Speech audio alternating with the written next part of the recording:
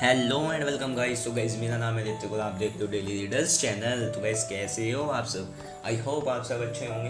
तो गाइस देखिए, हमने साइबर क्राइम्स एंड लॉस की वीडियोस अपलोड कर रहे हैं, टाइम टू टाइम कर रहे हैं, और हमने इसका बेसिक इंट्रोडक्शन भी जान लिया है कि भाई साइबर क्राइम क्या होता है और कन्वेंशनल क्राइम क्या होता है, इसके बारे में भी जान चुके हैं हम।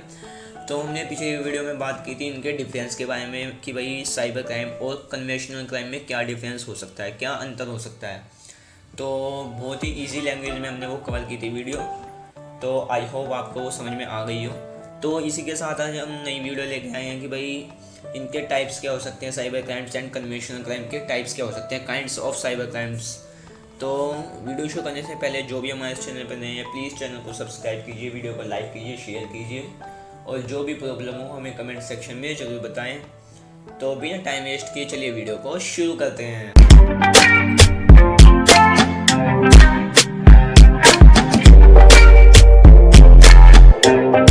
देखिए गाइज, काफ़ी इम्पोर्टेंट टॉपिक है एग्ज़ाम के पॉइंट ऑफ व्यू से। तो देखते हैं क्या है इसमें, देखते हैं भाई क्या क्या टाइप हो सकते हैं इसमें। देखिए सबसे पहले हम कवर करते हैं भाई types of cyber crime. Exam में अक्सर ये आते हैं। तो देखिए फर्स्ट पॉइंट क्या है इसका, हैकिंग। हैकिंग जानते होंगे आप, क्या होता है hacking? Hacking in simple terms means an illegal intrusion into a computer system and और नेटवर्क।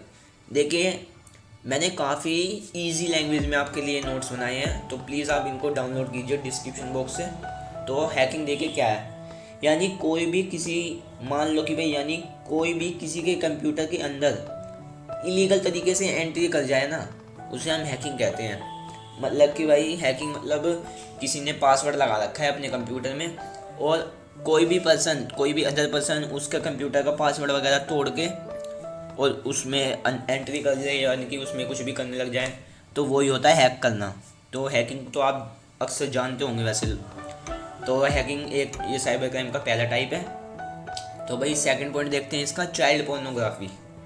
देखिए क्या लिखा है ये, the internet is extensively, child pornography में देखिए क्या लिखा है, the internet is extensively used for sexual abuse of children. देखिए ये क्या कह रहा है भाई, ऐसे ना कई पोस्ट उपलब्ध हैं जिसके अंदर बच्चों को अब्यूज़ किया गया है। इस तरह यह ना, क्या भाई क्या बोला मैंने, देखिए ध्यान से समझिए कि भाई ऐसे कई पोस्ट उपलब्ध हैं जिसके अंदर बच्चों को ना अब्यूज़ किया गया है। इस तरह क्या होता है, इससे ये फ़र्क डालती है, किस पर फ़र्क डालती है? ये फ़र्क डालती है आने वाली जनरेशन पर, आने वाली जनरेशन पर ये फ़र्क डालती है। तो काफ़ी ये लोग ये गलत इस्तेमाल करते हैं फ़ोन वगैरह इसका, तो ये चिल्ड्रन पे प्रभाव डालती है और आने वाली जनरेशन पर भी। तो इससे अगला पॉइंट करें तो वही थर्ड पॉइंट इसके टाइप्स में, साइबर स्टॉकिंग। क्या है ये साइबर स्टॉकिंग? आपके ये देखिए, आप अपने उसमें देखिए सिलेबस में ये पॉइंट भी होगा आपका, cyber stalking. This term is use to refer to the use of internet, email or other electronic communications device to stalk another person। देखिए क्या कह रहा है ये वाला पॉइंट। देखिए भाई मैसेज करते हो ना आप, किसी को बार बार मैसेज कर रहे हो, बार बार मैसेज, यानी कि कभी किसी नंबर से मैसेज कर रहे हो, कभी किसी नंबर से मैसेज कर रहे हो, यानी कि आप उसको बार बार उसका मेंटल हरासमेंट कर रहे हो, तो उसी को ही उसके पीछे पड़ रहे हो ना, तो उसी को ही हम साइबर स्टॉकिंग कहते हैं। आई होप आपको क्लियर हो गया होगा भाई, उसको बार बार परेशान करना मैसेज के थ्रू वगैरह, वही आपका साइबर स्टॉकिंग है। आगे देखते हैं इसका point, types of cyber crime का फोर्थ पॉइंट पे आगे देखिए हम, काफ़ी इजी लैंग्वेज में मिल जाएंगे आपको ये नोट्स।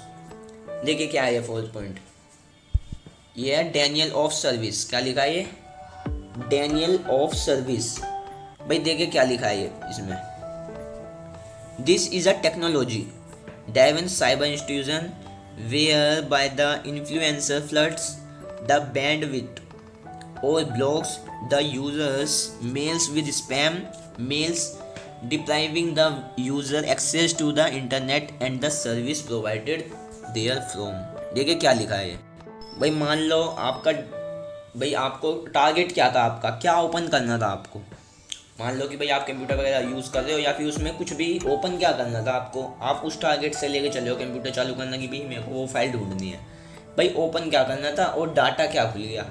मतलब कि भाई डाटा इतने सारे आ गए, कुछ भी मान लो कि कुछ भी ढूंढना था आपको उसमें, तो ढूंढना जो था ना वो टारगेट था आपका, लेकिन उसको ही डालने से कई सारे खुद पे खुद ही आ गए, यानी कि अपने आप ऑटोमेटिक कई सारे आपके पास सेंड हो गए, जो भी डाटा है और भी डाटा आपके पास आ गए। तो उसके कारण और भी डाटा वगैरह आ जाने से आपको अपना टारगेट पूरा नहीं कर पाए, भाई आप अपना डाटा नहीं ढूंढ पाए, नहीं ओपन हो पाया वो।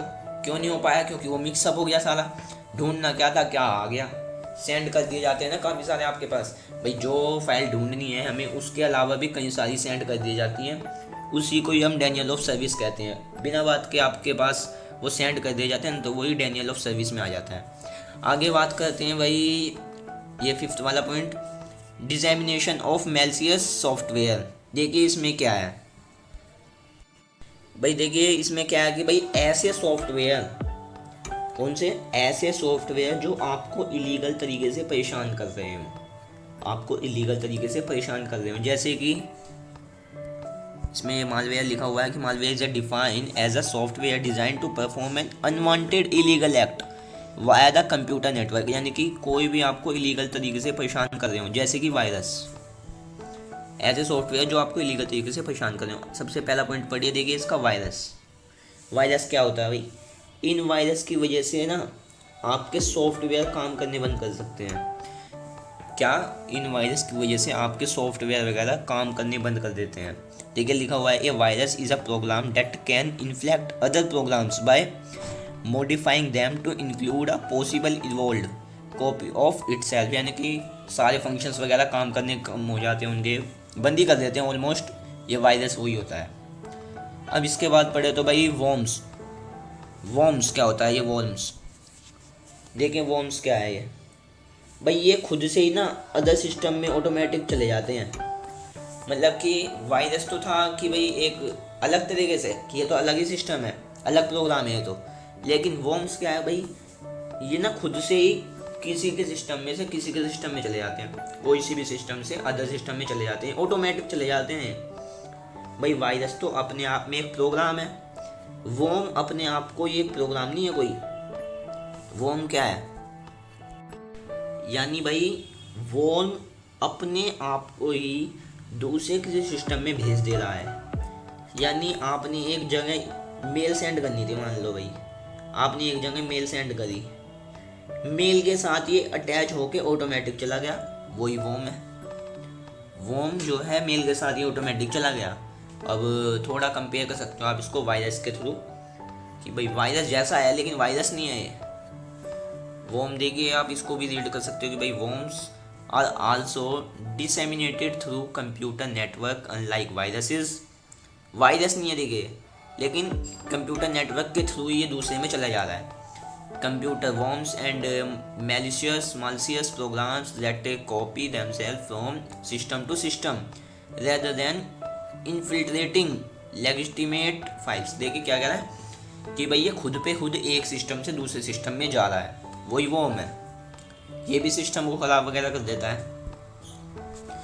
आगे बात करें इसके सी पॉइंट की, ट्रोजान्स। क्या लिखा है ये? ट्रोजान्स, इसको रीड कीजिए भाई। Trojans is another form of malware, ये दूसरी फॉर्म है एक मालवेयर की। Trojans do thing other than what is expected by the user. भाई आपने कोई काम सेलेक्ट किया और उसी की जगह कुछ और हो गया, डेट इज ट्रोजान्स। एग्जाम्पल कह सकते हो कि भाई आपको अपनी फेसबुक की प्रोफाइल अपडेट करनी थी, मान लो, क्या आपको अपनी फेसबुक की प्रोफाइल जो है ना, प्रोफाइल अपडेट करनी थी, तो उसकी जगह पे ना ऑटोमेटिकली मान लो कि भाई एनिमल की फ़ोटो अपडेट हो गई उसकी जगह पे, इसको ही कहते हैं हम ट्रोजान्स। एनिमल की फ़ोटो अपडेट हो गई, खुद पे खुद ही करनी है आपको अपनी थी, तो इसी को ही कहते हैं हम ट्रोजान्स, डेट इज ट्रोजान्स। तो आगे बात करते हैं इसके डी पॉइंट के बारे में, मालवेयर के डी पॉइंट के बारे में। ये HOAX, हॉक्स, हॉक्स कह सकते हैं इसको हम। Hoax is an email that warns the user of a certain system that is harming the computer, harming the computer. देखिए क्या है ये भाई, कई बार ना कोई वेबसाइट पर रेस्ट्रिक्शन मांगता है, कोई रेस्ट्रिक्शन मांगते हैं ना आप, एज रेस्ट्रिक्शन मांगते हैं, जैसे कई वेबसाइट पर कहीं पर भी रेस्ट्रिक्शन मांगते हैं भाई। अगर आप टिक कर देते हो ना उस पर, रेस्ट्रिक्शन पूरी कर देते हो कि भाई हाँ एज वगैरह जो भी रेस्ट्रिक्शन है पूरी टिक कर दिया उस पर, तो यानी कि भाई जो बाहर बैठा है ना इंडिया से, मान लो कि भाई कोई भी वेबसाइट थी वो इंडिया के बाहर वाले की थी, आपने उसके रेस्ट्रिक्शन पे दबा दिया, तो भाई उसका डाटा ना सारा अब उसके पास चला गया। जिसने टिक करा, आपने टिक करा, आपका डाटा बाहर वाले के पास चला गया। यानी कि जो बाहर है ना इंडिया से, वो आपका डाटा निकाल सकता है, सारी जानकारी निकाल देगा वो आपकी उस टिक करने की वजह से। तो यही एक HOAX यानी कि हॉक्स हो सकता है। अब इसका पॉइंट करते हैं 6, स्पाईवेयर। क्या है ये spyware? Spyware invades a computer and, as its name implies, monitors a user activities without consent. Without consent। देखिए स्पाई मतलब होता है जासूस, जासूस। भाई ऐसा मालवेयर जो जासूसी कर रहा है आपसे बिना पूछे, जो जासूसी कर रहा है आपसे बिना पूछे। आपके मोबाइल में ना एक इंफॉर्मेशन ऑलरेडी अपलोडेड होता है, खुद पे खुद ही पहले से ही आपके मोबाइल वगैरह में, या फिर आपके अंदर आपके मोबाइल में ऑटोमेटिकली पहले से ही ऑलरेडी अपलोडेड होता है एक इन्फॉर्मेशन। क्या होता है वो? जिसमें ना आपका पता लग जाएगा कि भाई आप कहाँ पर गए थे, आप कहाँ पर गए थे। GPS वगैरह की तरह से होता है ना ये, कि भाई आप कहाँ पे गए हो, कहाँ पे नहीं गए, उसकी वजह से वो पता चल जाता है। ये भी एक स्पाईवेयर में आता है ये। अब बात करते हैं फिशिंग, फिशिंग की 7 पॉइंट। ये फिशिंग नहीं है, वो फिशिंग वाली नहीं है ये फिशिंग, पी से शुरू है। देखिए क्या लिखा है ये, fishers lure users to a phony website usually by sending them an authentic appearing email। देखिए क्या है ये भाई, डुप्लीकेट तरीके से जो मैसेज आते हैं ना, that is fishing.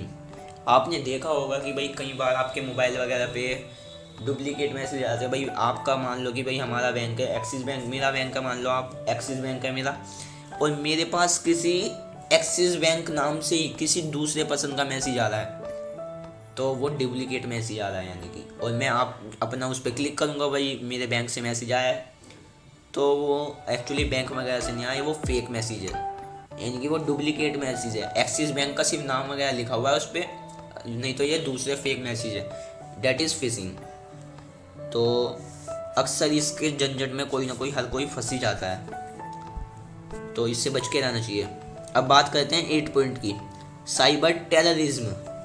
Cyber terrorism देखिए क्या लिखा है, it is any premeditated politically motivated attack against information, computer systems, computer programs and data which result in violence with the help of computer and internet technology।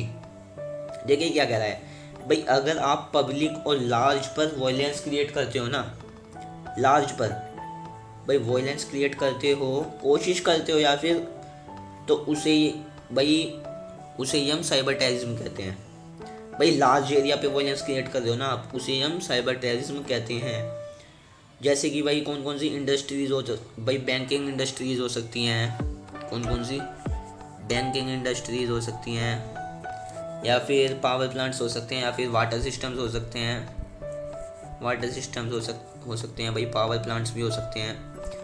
इन जगहों पे आप violence create कर रहे हो ना, तो डेट इज़ वो terrorism के लिए कहलाई जाएगी, साइबर टेररिज्म। तो आगे बात करें हम, ये भी आपके कोर्स में है, स्पेशली मैं बीकॉम वालों को कह रहा हूँ कि भाई आपके ये कोर्स में है, और ये वाला भी पॉइंट है आपके कोर्स में है। देखिए 9 पॉइंट क्या है भाई, कंप्यूटर वैंडलिज्म।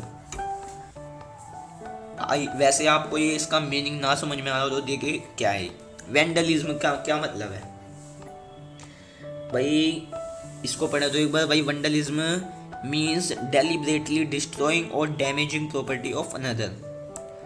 देखिए भाई, अगर आप भाई किसी की प्रॉपर्टी सिर्फ चुरा नहीं रहे हो, सिर्फ स्टील नहीं कर रहे हो, उसे डैमेज कर रहे हो, कंप्यूटर नेटवर्क के थ्रू उसे डैमेज कर रहे हो तो उसे ही हम वेंडलिज्म यानी कि कंप्यूटर वेंडलिज्म कहते हैं।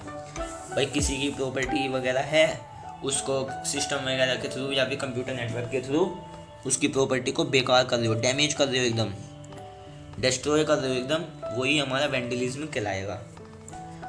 तो आगे बात करें भाई, डैमेजिंग और destroying data rather than stealing और misusing them is called a cyber vandalism.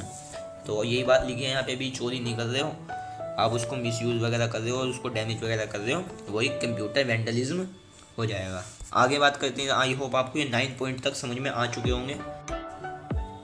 भाई देखिए गाइज, अब बात करते हैं हम क्राइम्स रिलेटेड टू IPRS। क्या बात करते हैं अब हम? Crimes related to IPRS। देखिए सबसे पहले मैं बता देता हूँ आपको कि ये क्या होता है। Intellectual property rights, intellectual property rights, ये देखिए आप इसको रीड भी कर सकते हो भाई। IPRS are the protections granted to the creators of IP which includes trademarks, copyrights, patents, industrial design rights and in some jurisdictions trade secrets. देखिए क्या है भाई, ये ना एक प्रोटेक्शंस होते हैं। क्या होते हैं ये? एक प्रोटेक्शंस जो कि भाई प्रोटेक्ट करते हैं पर्सन को। ये एक प्रोटेक्शंस होते हैं। जैसे आप को एक मैं एग्जांपल लेकर समझाऊं तो भाई, कोई भी है, एक पर्सन है जिसने अपना म्यूज़िक कंपोज किया, एक उसने खुद बनाया वो म्यूज़िक, तो ना वो ना उस पर पेटेंट राइट वगैरह ले सकता है। क्या ले सकता है वो उस पर? भाई पेटेंट राइट वगैरह, उस पर वो पेटेंट राइट वगैरह ले सकता है और उस पर कॉपीराइट वगैरह ले सकता है वो, कि भाई वो उसने बनाया है गाना, उसने म्यूज़िक कंपोज किया है वो। उसके अलावा वो और कोई उस पर अपना हक नहीं जमा सकता। तो सीधी सी बात है कि भाई वो उस पर पेटेंट वगैरह ले सकता है कि ये म्यूज़िक मैंने बनाया है, तो इसे कोई ऐसे ही कोई चुरा नहीं सकता। तो भाई किसी ने इसे चुराने की कोशिश भी की ना, तो उस पर कॉपीराइट स्ट्राइक लग जाएंगे। कॉपीराइट जो भी स्ट्राइक वगैरह होते हैं वो लग जाएंगे उस पर, क्योंकि ये मैंने म्यूज़िक कंपोज किया है तो इसका हकदार सिर्फ मैं हूँ इस म्यूज़िक का ओनर। तो इतनी बात समझ में आ गई कि भाई कौन से क्राइम रिलेट करते हैं IPRS से। अब आगे बात करें इसके ये इन्फ्रिंजमेंट की। क्या बात करें अब इसकी? इन्फ्रिंजमेंट क्या होता है ये? Infringement of trademarks and copyrights can be criminal offences which are most often associated with organized criminal groups who are dealing in profiting fake branded or pirated products। देखिए क्या है ये भाई, इन्फ्रिंजमेंट क्या होता है? क्या होता है किसका इन्फ्रिंजमेंट? भाई मैं आपको सीधी सी भाषा में बताऊं, सीधी लैंग्वेज में बताऊं तो आसान तरीके से, भाई नाम तो किसी और का प्रोडक्ट पे और उसे बेच के कोई प्रॉफिट और कमा रहा है, यही होता है आपका इन्फ्रिंजमेंट।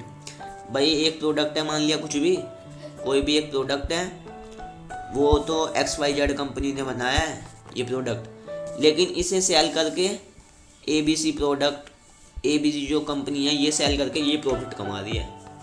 तो यानी कि नाम तो सिर्फ इसका है, लेकिन प्रॉफिट फ़ायदा कौन ले रहा है? ABC वाले।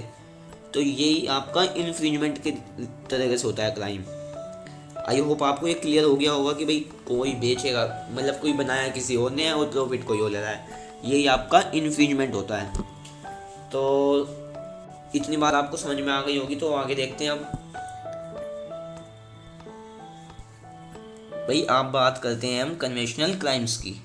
देखिए कन्वेंशनल क्राइम आप सब जानते होंगे भाई, जिसमें कंप्यूटर वगैरह नेटवर्क वगैरह यूज़ ना हुआ हो, वही आपके कन्वेंशनल क्राइम होते हैं। अब इसके कुछ काइंड्स देख लेते हैं, फिर टाइप्स देख लेते हैं भाई। साइबर, सबसे पहले आता है भाई साइबर डिफेमेशन। साइबर डिफेमेशन देखिए क्या है ये भाई, अगर वो कंपनी कोई भी कंपनी है, डूबी नहीं है वो, भाई पता चला कि उसकी डूबने की खबर चली हुई है, डेट इज साइबर डिफेमेशन। कोई कंपनी डूबी वगैरह है नहीं, उसकी खामखा बिना बात के ही खबर चली हुई है कि भाई वो तो डूब चुकी है, डेट इज साइबर डेफेमेशन। अब सेकंड बात करें भाई कॉर्पोरेट साइबर स्मीयर। भाई डेफेमेशन करना, किसी कॉर्पोरेट के लिए डेफेमेशन कर रहे हो ना, वो कॉर्पोरेट साइबर स्मीयर हो जाएगा। थर्ड पॉइंट आए तो हम डिजिटल फॉर्जरी। डिजिटल फॉर्जरी ये क्या है भाई, जो आपके पैसे की लेन देन है ना, जो लेन देन आपके पैसे की, भाई उसको गलत तरीके से निकाल लिया जाए ना, जो भी आप लेन देन वगैरह कर रहे हो पैसों की, उसको गलत तरीके से निकाल लिया जाए तो वही आ जाता है आपका वो डिजिटल फॉर्जरी। अब बात करते हैं भाई फोर्थ पॉइंट की, ऑनलाइन गैम्बलिंग। ऑनलाइन गैम्बलिंग के बारे में भी आप जानते होंगे जरूर। भाई आपको पता है कि भाई जैसे कि भाई जिस किसी ने टीम बना के वो गेम वगैरह खेलते हैं, टीम बना के वो गेम वगैरह खेलते हैं ना, जैसे कि ऑनलाइन गेम खेलते हैं भाई, क्रिकेट की टीम बना ली तो भाई उसमें पैसा वगैरह लगाते हैं वो, डेट इज़ ऑनलाइन सट्टा बाजार। जैसे कि ऑनलाइन सट्टा बाजार होता है ना, ऑनलाइन सट्टा बाजार, तो वही एक ऑनलाइन गैम्बलिंग है, वही ऑनलाइन गैम्बलिंग है भाई। टीम वगैरह बना के सट्टा वगैरह लगाते हैं, वही ऑनलाइन गैम्बलिंग होता है। फिफ्थ पॉइंट देखिए भाई, online sale of illegal articles, यानी किसी भी चीज़ों को मार्केट में आप सेल कर रहे हो जिसकी परमिशन नहीं है, वो चीज़ें जिसकी परमिशन ना हो मार्केट में सेल वगैरह करने की, और आप उसको जब भी सेल कर रहे हो तो ये आपका कन्वर्शन क्राइम में आ जाएगा। अब 6 पॉइंट देखिए आप इसका, ईमेल स्पैमिंग, ईमेल बॉम्बिंग। देखिए क्या है ये 6 पॉइंट, यानी आपको पता है कि आपका आज एक ईमेल आना है, ईमेल आने वाला था, आपका कोई मेल वगैरह आने वाला था आपका, मान लो कि भाई मेल वगैरह, जॉब लेटर वगैरह, जॉब अपॉइंटमेंट लेटर वगैरह का मेल आने वाला था आपको, लेकिन भाई किसी दुश्मन ने ना सोचा कि भाई अगर जो इसका मेल आ गया तो इसकी तो जॉब लग जाएगी, ये तो ज्वाइन हो जाएगा। तो भाई वो कोशिश करेगा आपका दुश्मन जरूर कि इसको ये मेल ना पहुँचे, ये मेल इसको ना पहुँचे, नहीं पहुँचेगी तो भाई इसको जॉब नहीं मिलेगी, तो वो पूरी कोशिश करेगा कि इसको मेल ना पहुँचे। तो वो ऐसे ही काफ़ी सारी मेल आपके पास पहुंचा देगा, जिससे कि क्या होगा भाई, आप ना वो मेल ना ढूंढ नहीं पाओगे, जो जॉब वाली मेल है ना, अपॉइंटमेंट लेटर आया है जो मेल के थ्रू, आप उसको ढूंढ ही नहीं पाओगे, क्योंकि ऑलरेडी वो कोई दूसरा पर्सन जो आपका दुश्मन है वो इतनी सारी मेल आपको भेज देगा ताकि आप उस जॉब वाली मेल तक ना पहुंच सको। तो that is email spamming, mail के थ्रू स्पैमिंग हो रही है, जैसे बॉम्बिंग भी कह सकते हैं इसको, ईमेल बॉम्बिंग। तो ये 6 टाइप थे इसकी कन्वर्शन क्राइम की। आई होप आपके क्लियर हो चुकी होंगी। तो इस वीडियो में इतनी तक। इस वीडियो अच्छी लगे तो प्लीज़ वीडियो को लाइक करें, शेयर करें, और आप इसके डिस्क्रिप्शन से नोट्स डाउनलोड कर सकते हो। तो मिलते हैं आने वाली नई वीडियो के साथ, तब तक के लिए बाय बाय। तो इस वीडियो में इतने तक गाइस, चैनल को सब्सक्राइब करके जरूर जाएं। तो thank you guys, thank you so much.